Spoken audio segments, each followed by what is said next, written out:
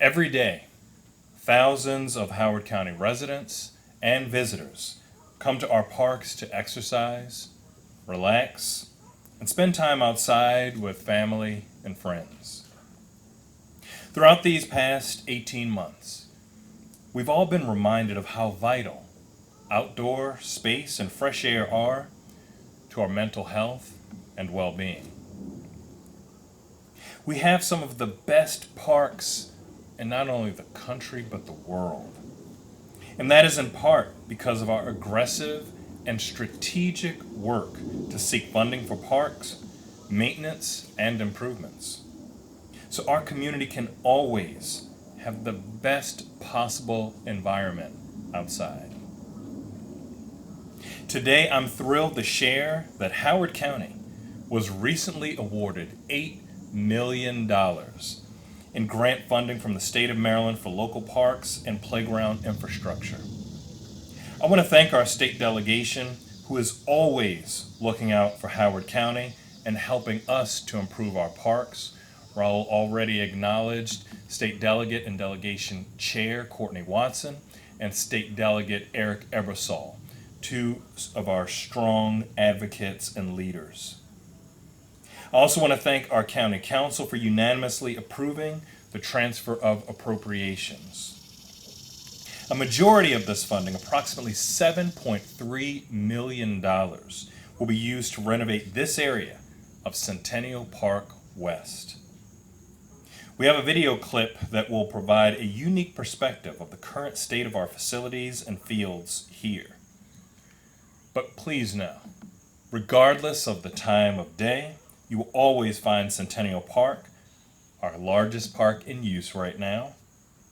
Whether folks are playing on our sports field, gathering in pavilions, walking around our lake and more.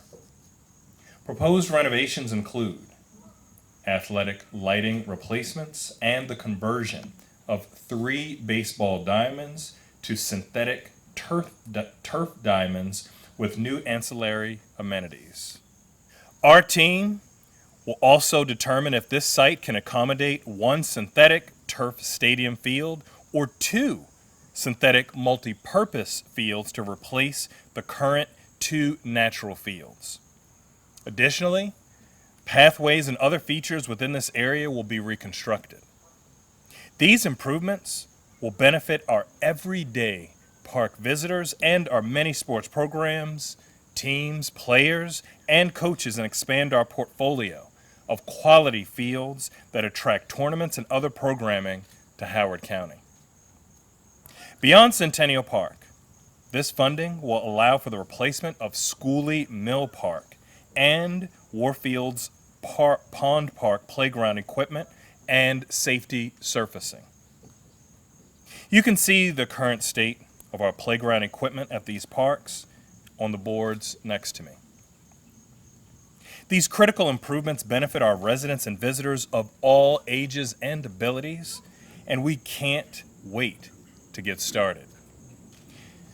Thanks to this important investment in Howard County, we can continue to be the very best place to live, work, play, and grow for generations to come. Thank you.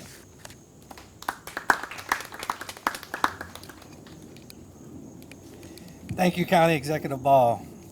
Our next speaker has been a longtime supporter and user of our parks. Please welcome Delegate Courtney Watson. Well, good morning, everyone. I am just thrilled to be here, and I want to tell you exactly how this opportunity came about through the Maryland General Assembly.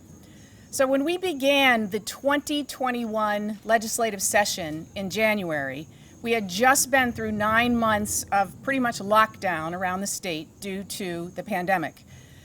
And we had evidence during those 9 months of the increased usage of our parks and our open space, both locally and at the state level. We knew that, and all of you in Parks and Recreation that are here today know that parks and recreation cut across all socioeconomic levels, and they provide recreation opportunities for working people, and even more so in vital economic challenges and public health challenges.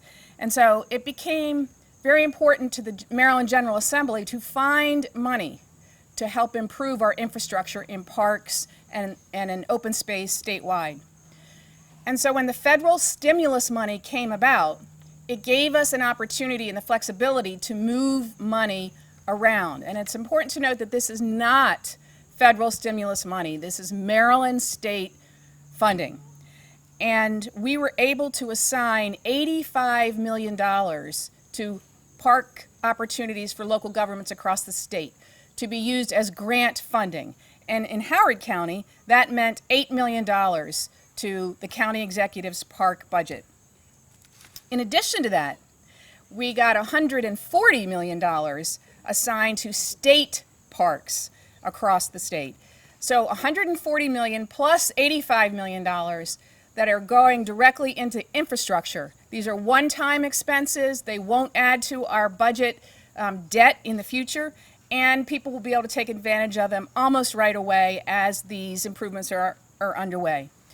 And as our Director of Recreation and Parks mentioned, I did play softball, adult softball, on some of these fields at Centennial Park. And I remember very painfully that I could never hit the ball over the fence. But apparently now, with improvements in the last 20 years, people hit the ball over the fence all the time with the bats and the balls and the improvements in the equipment. And so one of the things that will happen is, hopefully, they're going to move the fences back to make the softball fields more competitive like they are across the region. So just like hitting that ball over the fence is a home run for anyone who hits the ball on the team, this park funding is a home run for Howard County residents and residents across the state. Thank you, Delegate Watson.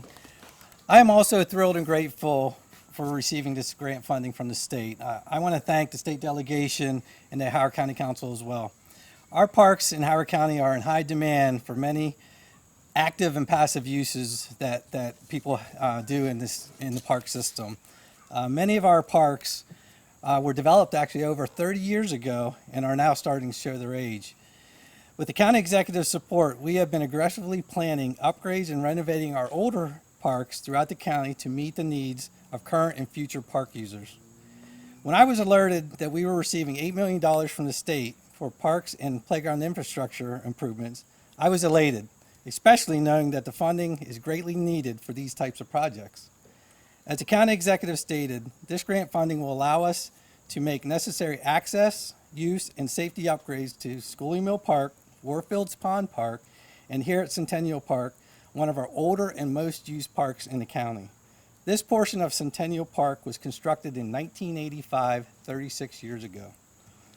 These much-needed improvements to the ball fields, multi-purpose fields, sports lighting, pathways, and adding parking here at Centennial Park will enhance the daily use of this park for all users. One of our heavy users of the ball fields here at Centennial Park is our adult softball league.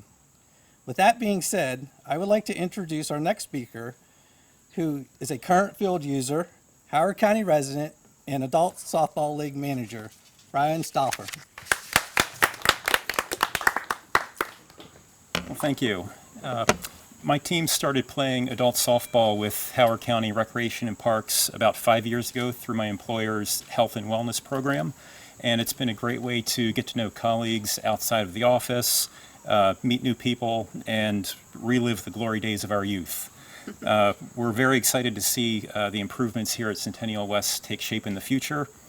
Although we love playing in the league, one thing that's always been an issue and sort of frustrating for us is the number of rainouts and postponed games that we encounter throughout the season. So we're looking forward to the new synthetic fields helping with that issue. And again, want to thank everyone for their work in making these improvements happen. Thank you, Brian. This concludes our announcement. I thank everyone for coming today and watching online as we continue to encourage our residents to get up, get out, and get active in our wonderful parks. Thank you, and now we'll take any questions. Can you tell us when work will begin and when it should be complete? Yes, we're starting our design process as we speak. Actually, I have a meeting this afternoon to discuss the design of this area, and we're hoping that we would start construction either late summer or next fall. And completion? It'd probably be, usually a completion of a park this size is maybe a year.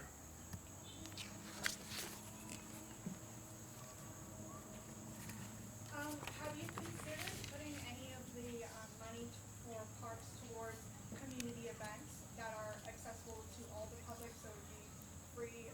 Because I know we offer wonderful summer camps, but any the activities we could do that aren't costly for the public that utilize the parks and promote an active lifestyle. Yeah, I think it's just capital. Yeah. Yeah, this is actual capital funding that will go to, the infrastructure of existing facilities, but Chloe, who's our student member of our advisory board, we will definitely look into that with other funding that we have in our system.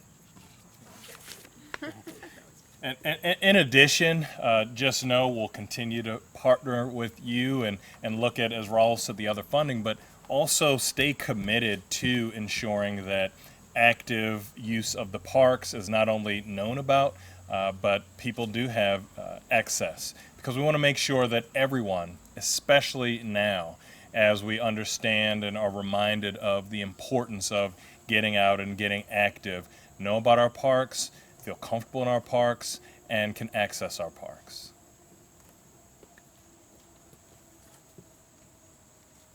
All right, thank you all so much. Have a good one. Thank you.